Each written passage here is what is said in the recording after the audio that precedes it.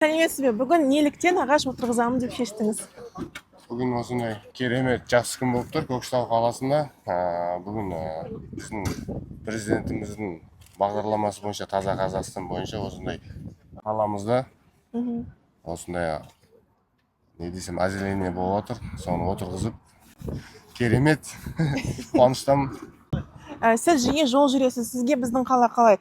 Қандай бағытта өзгерді деп ойлайсыз? Көкшетауда жалпы жиі келіп тұрамыз. Қолымыздан келгенше осындай пәтеріміз бар. Осында біраз жыл тұрғам. Жалпы өзгерістер керемет болып отыр. Мына жерде набережный, басқа көшелер ашылып жатыр. Көріп, не десем болады. Қала одан да сүйкімді, әдемі болып жатыр.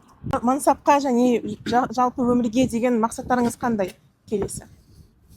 Мақсатымда айта бермеймін, бірақ жалпы ойымызда біраз заттар бар енді. Осы біздің қаламызға деген біз тілектер айтып кетсеңіз. Әрине Көкшетауға қаламына жақсылық тілеймін. Чтобы не десем болады, әр жақтан өсуін тілеймін. Рахмет.